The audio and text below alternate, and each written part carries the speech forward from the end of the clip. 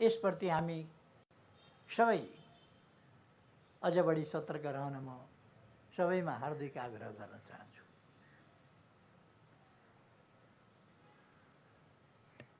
महामारीको यस भयानक घडीमा हामीले सङ्क्रमण फैलिन नदिन नियन्त्रणका लागि निरोधात्मक उपाय अवलम्बन गर्नुको विकल्प पनि थिएन। गत चैत्रदेखि सरकारले लकडाउनको निर्णय गरेको थियो।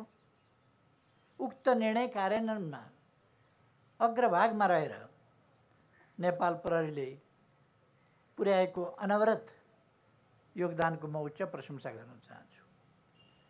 कर्तव्य निर्वाह गर्ने क्रममा जोखिममा रहेर पनि कर्तव्य पालना गर्दै कयौँ कर्मचारीहरू सङ्क्रमित समेत हुनुभएको छ।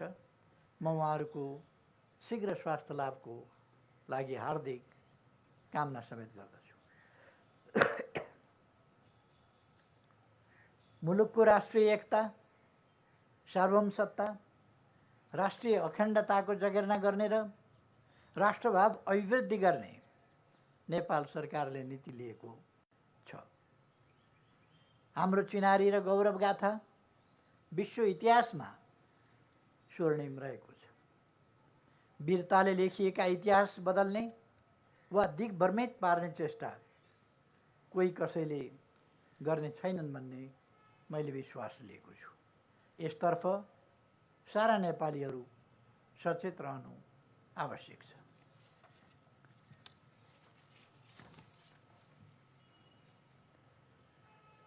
मुलुकको समृद्धि, समुन्नतरीय सुशासनका लागि आन्तरिक सुरक्षा व्यवस्था सुदृढ हुनु अत्यन्तै जरुरी रहेको छ।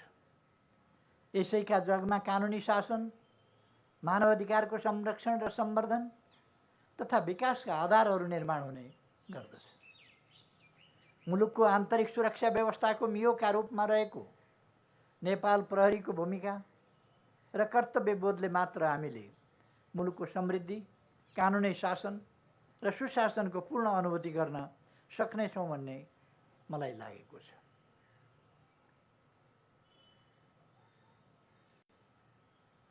कहिले कहिले कुनै कुनै कोणबाट टिप्पणीहरू आउनु बेग्लै कुरा हो, तर नेपाल प्रहरी छ र सुरक्षा व्यवस्था छ। त्यसै कारण हामी ढुक्कले निधाउँछौँ, आरामको निद निधाउँछौँ। आलोचना र टिप्पणी गर्नेहरूले पनि निधाउने, प्रहरीमाथि आफ्नो विश्वास, सुरक्षा प्रबन्धमाथि आफ्नो विश्वासको सिरानी हालेर नै निधाउने हो। अहिलेको विश्व ग्लोबल भिलेजको रूपमा रहेको छ। विश्वमा विज्ञान र प्रविधिले एकातर्फ हाम्रो जीवनशैलीलाई सहज र आरामदायी बनाएको छ भने अर्कोतर्फ यसको दुरुपयोगले कयौँ क्षति र दुःखदायी घटना पनि हामीले बेहोर्नु परेको छ। अपराधले भौगोलिक सीमाका पर्खाललाई तोडेको छ। अपराधका सञ्जालहरू अन्तर्देशीय रूपमा विस्तार हुँदैछन्। सङ्गठित अपराध, विद्युतीय अपराध तथा सञ्जालमा आधारित अपराधहरूले पनि विश्वभर आकार ग्रहण गर्दैछ। यस सन्दर्भमा नेपाल प्रहरी ज्यादै चनाखो र प्रभावकारी हुनु जरुरी रहेको छ। आगामी दिनहरू चुनौतीपूर्ण रहेका छन्। यदि हामी पर्याप्त सतर्क हुन सकेनौँ भने कठिनाइहरू थपिन पनि सक्छ। कठिनाइ नथपिउन्, चुनौतीहरू नबढुन् भनेर आज देखा परेका चुनौतीहरूको हामीले समयमै उपयुक्त ढङ्गले सामना गर्नु जरुरी छ। समाजले बनाउने आम धारणामा सूचना सञ्जालको व्यापकताले पारेको प्रभाव अझ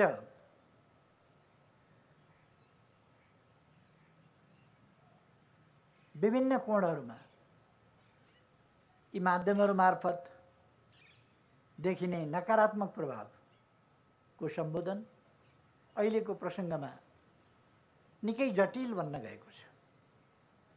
प्रविधिमा दक्ष तर सामाजिक र राष्ट्रिय जिम्मेवारीप्रति असंवेदनशील समूहहरूले स्वार्थ प्रेरित रूपमा फैलाउने अफवाह, भ्रम जस्ता कुराहरू चुनौतीका रूपमा देखा परेका छन्। यी कुराहरूलाई विधिसम्मत उपायबाट कसरी निस्तेज गर्न सकिन्छ, त्यसतर्फ सरकारवाला सबै समयमा नै सचेत हुनुपर्दछ भन्ने मलाई लागेको छ। मैले यहाँ विधिसम्मत भनेर किन उल्लेख गरेको हुँ भने अपराधकर्मी वा अनुशासनहीन तत्त्वहरू वा गैर जिम्मेवार तत्त्वहरूलाई विधिको आवश्यकता पर्दैन, विधि पालना गर्नु पर्दैन। तर हामी जुनसुकै कुराको जस्तोसुकै कुराको सामना गर्न पनि, जतिसुकै अनुचित कुराको सामना गर्न पनि विधिका सीमाभन्दा बाहिर जान सक्दैन। हामीले विधिको सीमाभित्र रहेर विधिको पालना गर्दै ती हरेक अनुचित र अनुपयुक्त कुराहरूको समेत सामना गर्नुपर्दछ। हिंसा र अतिवाद परिवर्तनका संवाहक, त्यो पनि आजको सन्दर्भमा जहाँ जनता सार्वभौम सत्ता सम्पन्न भइसकेको छ, जहाँ जनतामा सम्पूर्ण अधिकारहरू आइसकेका छन्, सम्पूर्ण राज्य शक्तिका स्रोत जनता छन्, जनताबाट नै सम्पूर्ण शक्ति निश्रित हुन्छ, जनता अन्तिम निर्णायक हुन्, जहाँ लोकतान्त्रिक प्रणाली छ, जहाँ सङ्घीय लोकतान्त्रिक गणतन्त्रात्मक प्रणाली छ, जो नेपाली जनताको माग बमोजिम संवैधानिक व्यवस्था सहित, कानुनी व्यवस्था सहित अब त्यसको कार्यान्वयनमा निर्वाचनको माध्यमबाट आएको सरकार र सुशासन, स्वच्छता, पारदर्शिता, भ्रष्टाचार नियन्त्रण र विकास जस्ता कुराहरूलाई आफ्ना आधारभूत उद्देश्य र लक्ष्यको रूपमा लिएर अगाडि बढिरहेको छ। त्यति बेला आन्दोलनको आवश्यकता पर्दैन। अझ त्यसमा पनि हिंसात्मक आन्दोलन, अझै पनि तथाकथित क्रान्ति, अझै पनि व्यवस्थै उल्टाउने जस्ता गैर जिम्मेवार कुराहरू, संविधान विरुद्धका कुराहरू, जनभावना विपरीत कुराहरू र देशको आवश्यकता विपरीतका कुराहरू,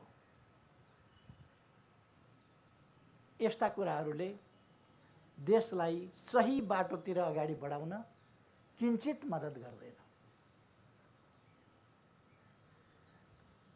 यी हामीले अनुभव गरेका कुरा हुन्, देखेका कुरा हुन् र विश्वले पनि देखेको कुरा हो। एकातिर हामी अन्तर्देशीय अतिवादलाई निहालिरहेका छौँ भने अर्कोतर्फ आन्तरिक रूपमा पनि केही अतिवादी खालका सोचहरू र क्रियाकलापहरू सङ्गठित रूपमा भइरहेका, समूहबद्धताका साथ भइरहेका कुराहरू हामीले देखेका छौँ र त्यसका विरुद्ध हामी ध्यान पनि दिइरहेका छौँ। नेपाल सरकार जुनसुकै खालका अतिवाद वा अतिवादी गतिविधिहरूका विरुद्ध रहेको छ। त्यस्ता गतिविधि विरुद्ध नेपाल प्रहरीले गरेको यो देशहितको पक्षमा, शान्तिको पक्षमा सञ्चालन गरेका निर्भीक र कष्टपूर्ण प्रयासहरू र ती प्रयासहरू मार्फत हासिल गरेका उपलब्धिहरू प्रशंसायोग्य रहेका छन्। मुलुकमा हुने जुनसुकै प्रकारका हिंसा, हत्या, अतिवाद, विभिन्न प्रकारका सामाजिक अपराध, एसिड आक्रमण जसका विरुद्ध हामीले भर्खरै अझ कडा कानुन समेत ल्याएर कडा कदमहरू चाल्ने अठोट गरेका छौँ। बलात्कार जस्ता घटनाहरू जो कुनै पनि हालतमा मानवोचित छैनन्, हुन सक्दैनन्, अत्यन्त निन्दनीय मानवता विरोधी अपराधहरू हुन्। त्यस्ता कुराहरूलाई नियन्त्रण गर्न अझ कडा कानुन निकट भविष्यमा ल्याउने तर्फ पनि हामी सोचिरहेका छौँ र यस्ता कुराहरूका विरुद्ध सक्रियताका साथ र निर्भीकतापूर्वक खट्न म प्रहरी सङ्गठनलाई र अन्य सुरक्षा निकायहरूलाई पनि हार्दिक आग्रह गर्न चाहन्छु। यसमा नागरिक समाज सजग र सचेत रहन जरुरी छ। बलात्कार जस्ता घटनाहरू मिलापत्रका नाममा छोपछाप पार्ने जस्ता खालका क्रियाकलापहरू कुनै पनि हालमा उचित पनि हुन सक्दैनन् र ती सह्य पनि हुन सक्दैन। त्यसकारण म प्रहरीलाई भन्न चाहन्छु, सामाजिक दबाव आउन सक्छ,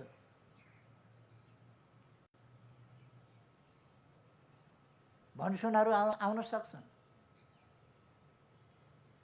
विभिन्न खालका प्रभावहरूको प्रयोग हुन सक्दछ। यस्ता कुराहरूबाट टाढा रहनुपर्दछ। कानुन कार्यान्वयन र वास्तवमा अपराधविहीन समाजको सिर्जनामा योगदान पुर्याउने र दिगो शान्तिमा योगदान पुर्याउने प्रयासतर्फ हामी केन्द्रित हुनुपर्दछ। अस्थायी खालका लिपापोती भन्छ नि, यस्ता कुराहरूबाट वास्तविक शान्ति, वास्तविक न्याय स्थापना हुन सक्दैन। त्यसकारण हामी स्थायी प्रकृतिकै शान्ति स्थापनाका र कानुन कार्यान्वयनका, कानुनी राजको सिद्धान्तका बाटोमा अगाडि बढ्नुपर्दछ।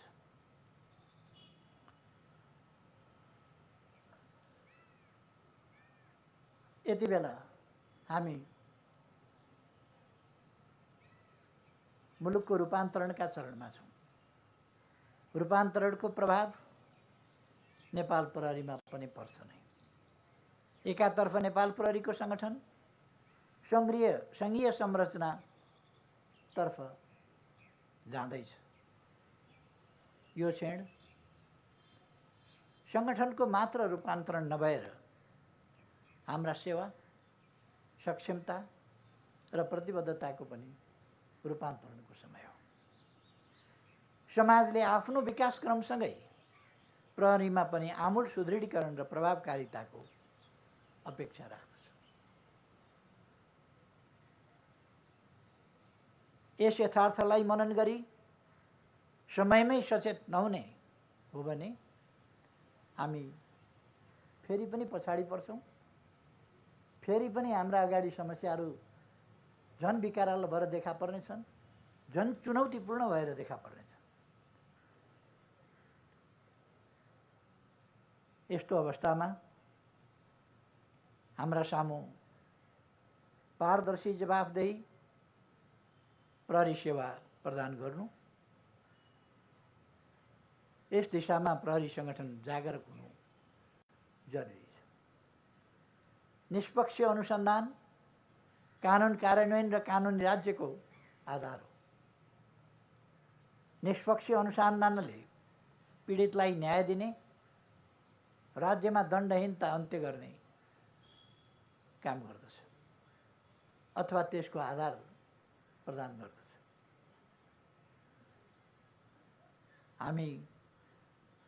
म आग्रह गर्न चाहन्छु, जागिर पाएका मान्छेहरू हौँ, तनखा पाएका मान्छे हौँ, रोजगारी पाएका मान्छेहरू हौँ। त्यसकारण हामी हाम्रो जस्तो गरिब देशमा जागिर पाउनु, स्यालेरी पाउनु यो आफै पनि एउटा गरिबीको रेखा मुनिको वर्ग होइन। त्यसकारण हामीले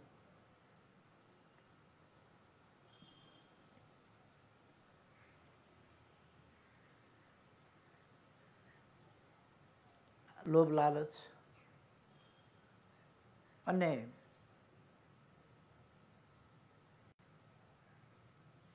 व्यक्तिगत लाभ स्वार्थबाट माथि उठ्न सक्नुपर्दछ। देशप्रतिको निष्ठामा, न्यायप्रतिको निष्ठामा र पीडितले न्याय पाउन् भन्ने कुरामा निष्ठा साथ उभिन र अडिन सक्नुपर्दछ।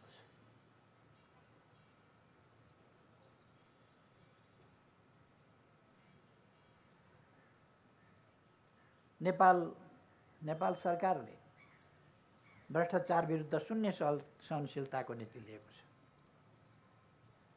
हुन त केही गैर जिम्मेवार तत्त्वहरू गैर जिम्मेवार तरिकाले बोलेर हिँडेको पनि मैले सुनेको छु। एउटा निर्णय नभएको, कसैले नलिएको, कार्यारम्भ नभएको र त्यो हुन्छ हुँदैन, कसले गर्छ कसरी गर्छ भन्ने टुङ्गो नभएको आयोजनामा पूर्व प्रधानमन्त्री वर्तमान प्रधानमन्त्री समेतले यति अरब बाँडेर खाए भनेर गैर जिम्मेवार अभिव्यक्ति दिएको समेत सुनेको छु। यस्ता गैर जिम्मेवार अभिव्यक्ति, निराधार अभिव्यक्तिको एउटा कुरा हो, तर हामी त्यस्तो गैर जिम्मेवार हुन सक्दैन, त्यति अनुत्तरदायी हुन सक्दैन।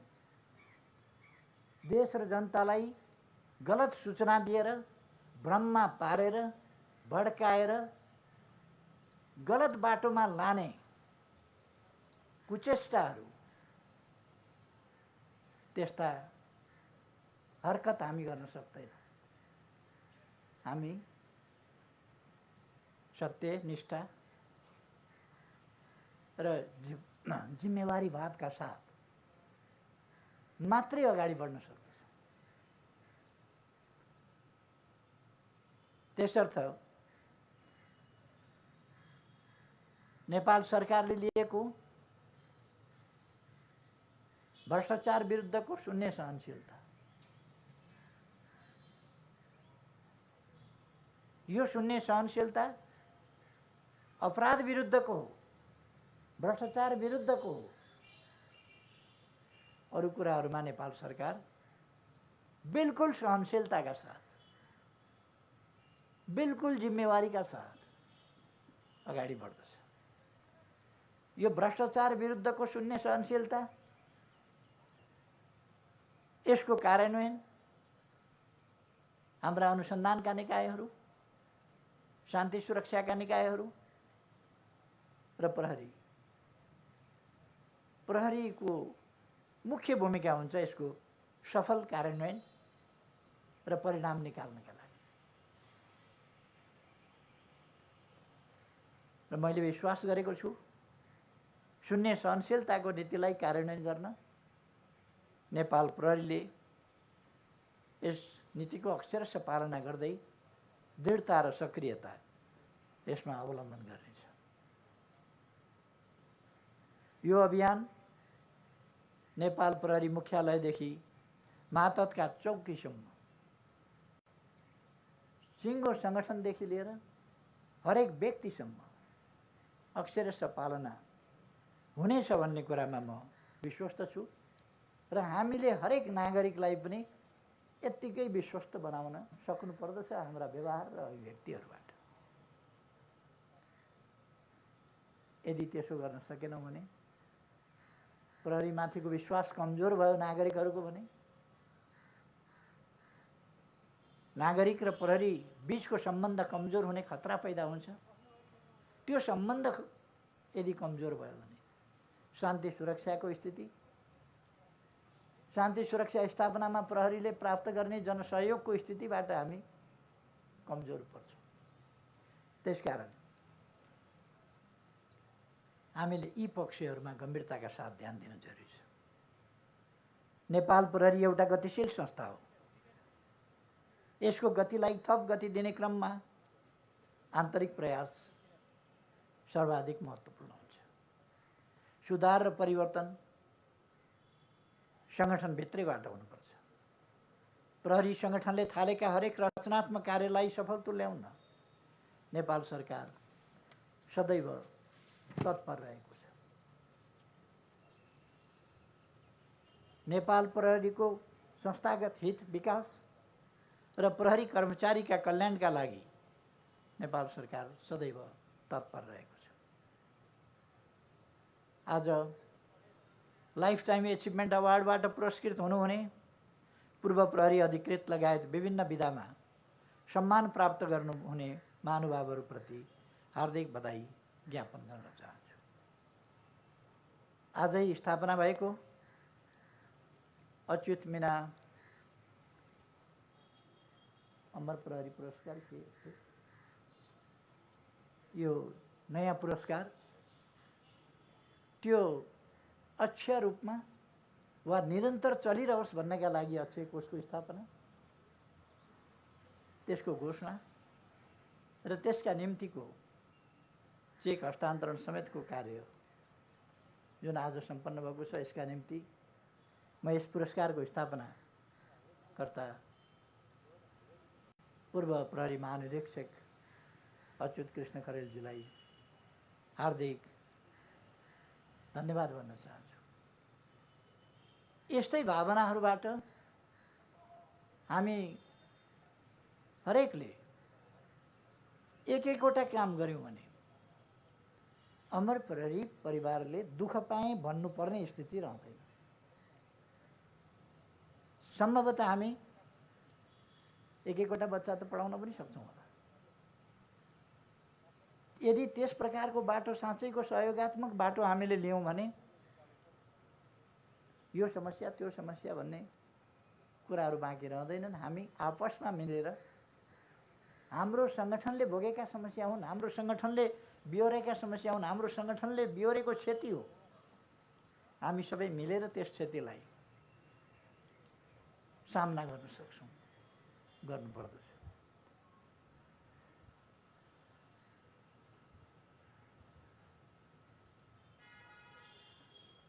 फेरि एकपल्ट म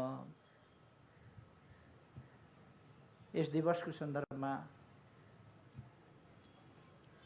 सिङ्गै सङ्गठनलाई, सकल दर्जालाई बधाई भन्न चाहन्छु, शुभकामना भन्न चाहन्छु।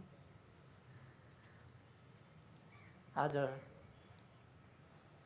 अत्यन्त विषम परिस्थितिमा हामीले केही विषम परिस्थिति अनुसारका विधि, नियम र पद्धतिहरूको पालना गरेर यस समारोहको आयोजना गरेका छौँ। म यस समारोहको आयोजनाका लागि यस विषम परिस्थितिमा पनि प्रोटोकल मेन्टेन गर्दै जुन ढङ्गले गर्नुभएको छ त्यसका निम्ति सङ्गठनलाई धन्यवाद भन्न चाहन्छु र नेपाल प्रहरीको अझ बढी व्यावसायिक सफलता र उज्जवल भविष्यको निम्ति शुभकामना भन्न चाहन्छु। सँगसँगै अब नजिकै हाम्रा चाडहरू आइरहेका छन्, दसैँ तिहार छठ जस्ता चाडहरू। यी चाडहरूको सम्बन्धमा पनि सबैमा शुभकामना व्यक्त गर्न चाहन्छु। कोभिड-19बाट सतर्क रहौँ, कसैमा पनि सङ्क्रमण हुन नपाओस्। हामी हरेकको सचेतनताले कोभिड-19लाई पराजित गर्न सकौँ। प्रहरी सङ्गठनको सफलता फेरि एकपल्ट चाहँदै आफ्नो भनाइ टुङ्ग्याउँछु। धन्यवाद।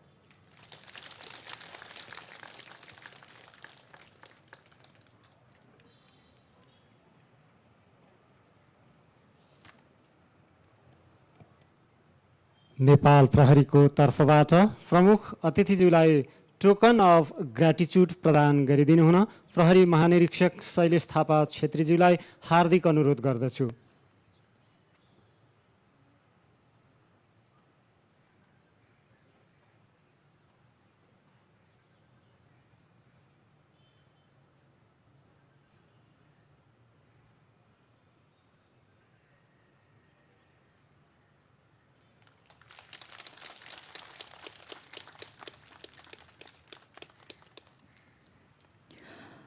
कार्यक्रमको अन्त्यमा समारोहका प्रमुख अतिथि सम्माननीय प्रधानमन्त्रीज्यू लगायत उपस्थित सम्पूर्ण महानुभावहरूमा धन्यवाद ज्ञापन गरिदिनुहुन प्रहरी महानिरीक्षक श्री शैलेश थापा छेत्रीज्यूलाई हार्दिक अनुरोध गर्दछु।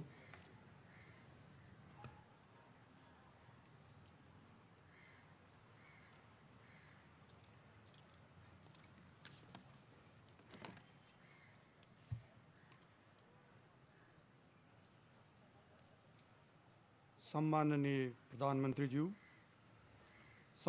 प्रधानमंत्री जी की सहधर्मिणी आदरणीय श्री राधिका साक्यज्यू, माननीय गृह मंत्री जी, माननीय महान्यायाधिवक्ता जी, श्रीमान प्रधान सेनापति जी, श्रीमान गृह सचिव जी, सुरक्षा निकाय का आदरणीय सहकर्मी प्रमुख ज्यूहरू, अग्रज आदरणीय पूर्व प्रहरी महानिरीक्षक ज्यूहरू, पूर्व प्रहरी अतिरिक्त महानिरीक्षक ज्यूहरू, नेपाली सेना निजामती सेवा सशस्त्र बलबाट पाल्नुभएका वरिष्ठ अधिकृत ज्यूहरू, नेपाल प्रहरी श्रीमती सङ्घका अध्यक्ष तथा पदाधिकारी ज्यूहरू, सहकर्मी प्रहरी अतिरिक्त महानिरीक्षक ज्यूहरू, प्रहरी नायब महानिरीक्षक ज्यूहरू तथा अन्य वरिष्ठ प्रहरी अधिकृत ज्यूहरू, राष्ट्रका लागि जीवन उत्सर्ग गर्नुहुने अमर प्रहरीका स्वजनहरू, नेपाल प्रहरीलाई माया गर्नुहुने अतिथिवृन्दहरू तथा सञ्चारकर्मी मित्रहरू,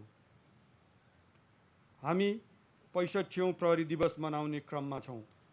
विगतमा जस्तो परिस्थिति सहज छैन र पनि यस विषम परिस्थितिमा सम्माननीय प्रधानमन्त्रीज्यूबाट हाम्रो आमन्त्रणलाई हार्दिकतापूर्वक स्वीकार गरी प्रमुख अतिथिको रूपमा गरिमामय उपस्थिति प्रदान गर्नुभएकोमा म कृतज्ञता प्रकट गर्न चाहन्छु। साथै सम्माननीय ज्यूका सहधर्मिणी आदरणीय राधिका साक्यज्यूप्रति पनि उपस्थितिका लागि आभार प्रकट गर्न चाहन्छु। सम्माननीय ज्यूबाट भर्खरै भएको सारगर्भित निर्देशन सम्बोधनबाट प्रहरी कर्मचारीहरूमा राष्ट्र सेवा र कर्तव्यबोधको थप ऊर्जा सञ्चार भएको कुरा पनि सविनय निवेदन गर्न चाहन्छु। यसैगरी माननीय गृहमन्त्रीज्यूको महत्त्वपूर्ण उपस्थितिका लागि पनि सङ्गठनको तर्फबाट आभार प्रकट गर्न चाहन्छु। माननीय न्यायाधिवक्ताज्यू, श्रीमान प्रधान सेनापतिज्यू, श्रीमान गृह सचिवज्यूको विशेष उपस्थितिको प्रसङ्ग पनि म यहाँ हार्दिकता साथ उठाउन चाहन्छु। तालुक गृह मन्त्रालयबाट प्रहरीमा पद्धति विकास गर्न र त्यसको सुनिश्चित कार्यान्वयनका लागि जुन प्रकारको अभिभावकीय भूमिका निर्वाह भएको छ त्यसको लागि सङ्गठन प्रमुखको हैसियतले म आभारी छु। कानुन कार्यान्वयनको अविभाज्य अङ्गको रूपमा रहेको महान्यायाधिवक्ताको कार्यालयसँगको हाम्रो सहकार्य देखिने गरी घनीभूत भएको छ। यसका लागि पनि महान्यायाधिवक्ताज्यूप्रति धन्यवाद व्यक्त गर्न चाहन्छु। नेपाली सेना तथा अन्य सुरक्षा निकायका प्रमुख ज्यूहरू लगायत उपस्थित अन्य सबै वरिष्ठ सुरक्षा अधिकारी ज्यूहरूप्रति पनि हार्दिक धन्यवाद व्यक्त गर्न चाहन्छु। राष्ट्रको समग्र सुरक्षाको प्रश्न सामूहिक जिम्मेवारीको विषय हो। संयुक्त यत्नले नै हामी नागरिकको अपेक्षा पूरा गर्न सक्छौँ। यो सहयात्रामा यहाँ तथा यहाँको सङ्गठनबाट प्राप्त मनकारी सहयोगको लागि पनि म अनुग्रहित छु। म अमर प्रहरीका स्वजन र सन्ततिप्रति विशेष रूपले आभार व्यक्त गर्न चाहन्छु। यहाँहरूले बुढेसकालको लाठी र बालापनको छहारीलाई जुन वीरताका साथ राष्ट्र र आम नागरिकको पक्षमा न्यौछावर गर्नुभयो त्यो अतुलनीय छ। 1660 प्रहरी कर्मचारीहरूको शहादत अकल्पनीय क्षतिको विषय हो। यसको भरपाई हुन सक्दैन। सबैभन्दा बढी अमरत्व ग्रहण गर्ने वीरहरूको सङ्गठनको प्रमुखको रूपमा मसँग उहाँहरूको शौर्य गाथा सुनाउन चाहने किञ्चित जिजीविसा भने पक्कै छ। यो चिरकाल पर्यन्त अजर रहने शौर्य गाथाका लागि म ती अमर नायकहरूप्रति हार्दिक श्रद्धा सुमन अर्पण गर्न चाहन्छु। म यसै प्रसङ्गमा उपचाररत प्रहरी कर्मचारीहरूलाई सम्झन चाहन्छु जो पीडामा पनि अविचलित रूपमा प्रहरी हुनुको गौरव कायम गरिरहनु भएको छ। प्रहरीको इतिहास यहाँहरूकै कारण स्वर्णिम भएको हो। म यहाँहरूको स्वास्थ्य लाभको सतत कामना गर्न चाहन्छु। अब पढिने हरफ म कोभिड सङ्क्रमण भोगेका प्रहरीहरूप्रति समर्पित गर्न चाहन्छु। अधिकांश महानुभावहरू मृत्युको भयले घरभित्रै रहेको अवस्थामा, अड्डा अदालत बन्द गरिएको अवस्थामा, जीवनमा कहिल्यै अनुभव नगरेको अदृश्य सादा शत्रुको विरुद्धमा तपाईहरू 24 घण्टा सडकमा हुनुहुन्छ। कार्य प्रकृतिका कारण तपाईँहरूलाई घर बस्ने सुविधा हुँदैन। यस्तो अवस्थामा सङ्क्रमित हुनु, आन्तरिक व्यवस्थापनमा उपचार हुनु र पुनः कर्मथलोमा थप उत्साहसहित फर्किनु अनुकरणीय पक्ष हो। अझ प्लाज्मा डोनेसनको लागि देखाउनु भएको सदिच्छाले यहाँहरूको निष्काम सेवाभावलाई प्रदर्शित गर्छ। यो अदम्य साहस र प्रदर्शित व्यावसायिकताका लागि म तपाईँहरूप्रति गौरव गर्दछु। यी प्रसङ्गहरू समाचार बन्दा हामीले करुणाको होइन वीरताको लेपन गर्नु जरुरी हुन्छ। हामीले भर्खरै एउटा रिसर्च सम्पन्न गरेका छौँ। यो शोधले प्रहरी हवलदार र प्रहरी जवानमा रहेको उत्प्रेरणाको स्तरमा मनज्ञ सुधारको आवश्यकता ल्याएको छ। शोधले निजहरूको विधालाई व्यवस्थापन गर्न सकिए मनोबल बढ्छ भन्ने देखाएको छ। सरुवा, बडुवा र मिसनमा खटिने प्रहरी चयनको मापदण्ड पारदर्शी गर्नुपर्ने औल्याएको छ। कल्याणकारी आयोजनामा सहज र थप पहुँचको व्यवस्थालाई उजागर गरेको छ। शोधले आगामी मार्गदिशा तय गर्न हामीलाई सघाएको छ। यसमा प्रहरी प्रधान कार्यालय लागि परेको छ। तालुक गृह मन्त्रालयको विशेष सहयोग पनि छ। यसै प्रसङ्गमा प्रहरीले जागिर छाड्नुपर्ने कारणका बारेमा पनि उक्त शोध पत्रले केही तथ्यहरू औल्याएको छ। मलाई सबैभन्दा उल्लेखनीय लागेको प्रसङ्ग के हो भने अमुक पेसाप्रतिको सामाजिक सम्मान कति छ त्यसले पनि जागिर छाड्ने प्रवृत्तिलाई प्रभावित गर्ने रहेछ। प्रहरीहरू तोकिएको जिम्मेवारी इलाकामा समाजलाई सुरक्षित राख्न परिचालित हुन्छन्। सुत्केरीमा जटिलता बेहोरीकी जननीको उद्धारमा स्ट्रेचर बोक्दै हुन्छन्, या त पहिरोले पुरिएको नागरिकको उद्धारको लागि आफू नचिनिने गरी खटिएका हुन्छन्। अतिरिक्त बल प्रयोग प्रहरीको नीति होइन। एउटा प्रहरी कर्मचारीले गरेको त्यो प्रयोग प्रासङ्गिक पनि छैन। के प्रहरी फगत दोषबाट मात्रै मूल्याङ्कन हुनुपर्ने पेसा हो त? गरेका राम्रा काममा सामाजिक सम्मान प्राप्त भयो भने प्रहरीले आफ्नो सेवालाई दीर्घ सेवामा रूपान्तरण गर्ने थिए होलान् भन्ने हाम्रो बुझाइ हो। मैले जागिर प्रारम्भ गर्दा सुनेको प्रहरी अधिकृतको नाम हो तुलाबहादुर केसी। प्रहरी उपरीक्षकबाट निवृत्त हुनु अगाडि उपत्यकामा हुने सबै भिड नियन्त्रणमा थप मद्दतमा खटिने प्रहरी, द्वन्द्वकालमा प्रहरीको सब व्यवस्थापनको जानकार प्रहरी, प्रहरी जवानसँग झन्डै अवकाशको उमेरसम्मै उत्साहका साथ प्रशिक्षणमा सहभागी हुने प्रहरी र अन्तमा लाइफ टाइम अचिभमेन्ट अवार्ड प्राप्त गर्ने प्रहरी। कतिपय पुरस्कारहरू प्राप्त गर्ने व्यक्तित्वका कारण थप सम्मानित हुन्छन्। तुला साहब, हाम्रो सम्मान स्वीकार गरिदिनु भएकोमा आभारी छौँ। यसै अवसरमा पूर्व प्रहरी महानिरीक्षक अच्युत कृष्ण खरेलज्यूबाट भर्खरै मलाई हस्तान्तरण गरिएको नगद राशिको निम्ति म उहाँप्रति आभार प्रकट गर्न चाहन्छु। पछिल्ला दिनमा 11 लाख नगद राशि पुर्याउने उहाँको प्रतिबद्धताको प्रशंसा गर्दै आगामी दिनमा उक्त राशिबाट अमर तथा वीर प्रहरीका जेहेन्दार सन्ततिहरू लाभान्वित हुनेछन्। यसै अवसरमा उहाँले अवकाशपछि प्राप्त गर्नुभएको पहिलो पेन्सन राशि बराबरको 8,511 नगद प्रति महिना प्रहरी विद्यालयमा अध्ययनरत प्रहरीका जेहेन्दार सन्ततिका लागि प्रदान गर्ने थप घोषणा गर्नुभएको जानकारी समेत गराउन चाहन्छु। हामी आम नागरिकप्रति आभारी छौँ। कतिपयले त हामीलाई घर र जग्गा समेत प्रदान गर्नुभएको छ। मैले यसै हप्ता यो वर्ष जग्गा प्रदान गर्नुहुने 121 जनाको कदरपत्र हस्ताक्षर गर्ने सौभाग्य पाएँ। मङ्गली थरुनी, वीरबहादुर बिक, लुस्मन पुन, बिर्खे कामी, भूपाल वादी, मायावती मुराउ, केशरी लम्साल र बजिहाङ राई ती मध्येका प्रतिनिधि नामहरू हुन्। यी व्यावसायिक घराना वा अभिजात्य वर्गका नामहरू पटक्कै होइनन्, मन उदार भएका आम नागरिकहरूको नाम हो। आम नागरिकहरूको तर्फबाट 782 स्थानमा प्रहरी इकाइहरू माग भएको छ। यसरी हेर्दा प्रहरीको सामाजिक सञ्जालमा देखिने सहरी परिभाषा किमा थान्का र ओलाङचुक गोलामा प्रहरीलाई पात्र हुने हार्दिकतासँग कतै मेल खाँदैन। विनम्रतापूर्वक यो पक्ष स्मरण गराउन चाहन्छु। हामीसँग सामाजिक सञ्जालमा जोडिने 22 लाखभन्दा बढी जनप्रति पनि म आभार व्यक्त गर्न चाहन्छु। प्रहरी असल रहोस् भन्ने उहाँहरूको अभिव्यक्ति कतिपय प्रसङ्गमा भाषिक मर्यादा नागेर नै पोखिन्छन्, तर अन्तर्यमा उहाँहरू प्रहरीको हित चाहनुहुन्छ भन्ने नै देखिन्छ। म उहाँहरूको अनौठो स्नेहका लागि पनि आभार व्यक्त गर्न चाहन्छु। हाम्रा अग्रज समादरणीय पूर्व प्रहरी महानिरीक्षकज्यूहरू लगायत अन्य उपस्थित तथा अनुपस्थित सबै पूर्व प्रहरी अधिकृत तथा जवानहरूप्रति म कृतज्ञता व्यक्त गर्न चाहन्छु।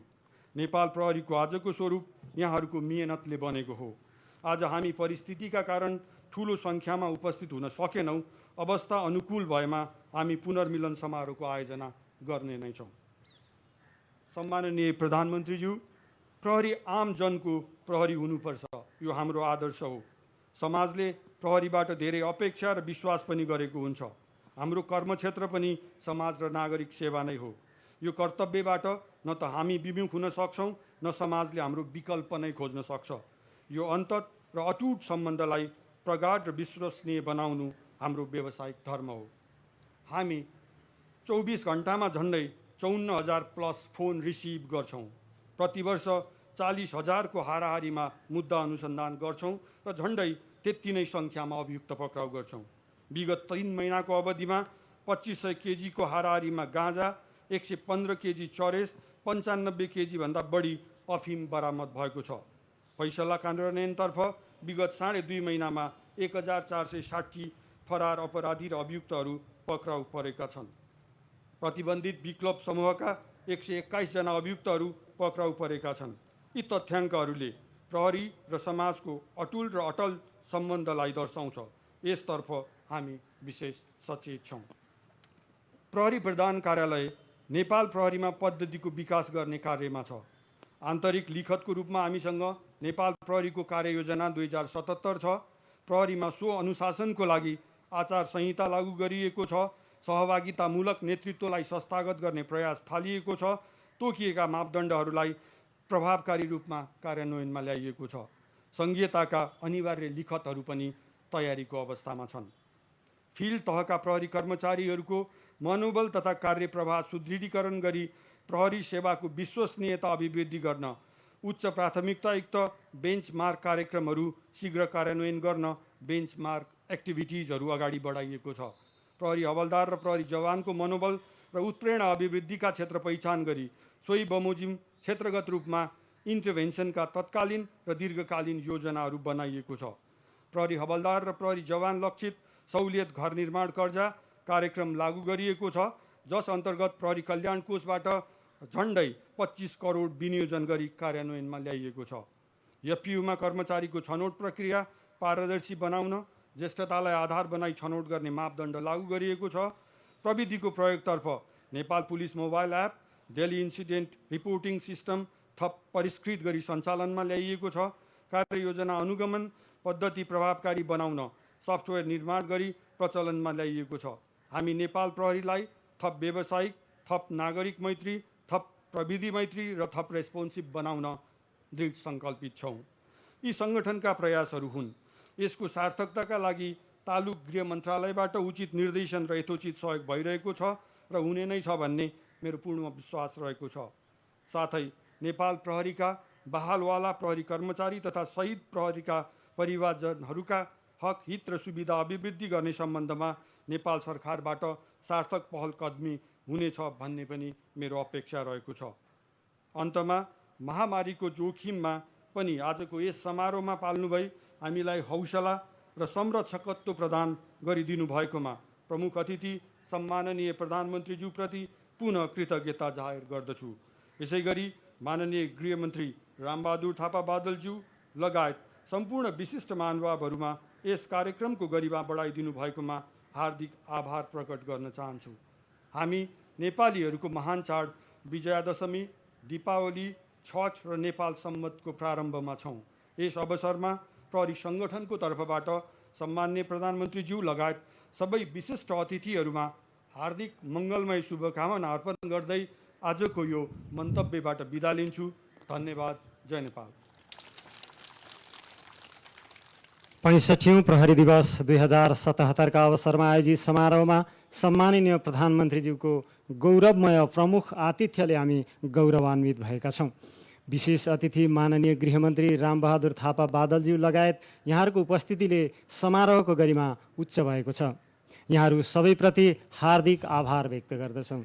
प्रमुख अतिथिज्यूको अनुमतिले यो समारोह यहीँ समापन भएको बेहोरा निवेदन गर्दै दूरी कायम गरी दिवा खानामा सरिक भइदिनु हुन प्रमुख अतिथिज्यू लगायत सबैमा हार्दिक अनुरोध गर्दछु। नेपाल प्रहरी नजिक आइरहेको बडा दशैं तिहार नेपाल सम्वत 1140 र छठ पर्वको यहाँहरू सबैमा हार्दिक मङ्गलमय शुभकामना व्यक्त गर्दछ। आजको यस कार्यक्रमबाट म प्रहरी निरीक्षक एलिजा गिरी र म प्रहरी नायब निरीक्षक शम्भु ढकाल बिदा हुन्छौँ। यहाँहरूको दिन शुभ रहोस्। धन्यवाद। जय नेपाल।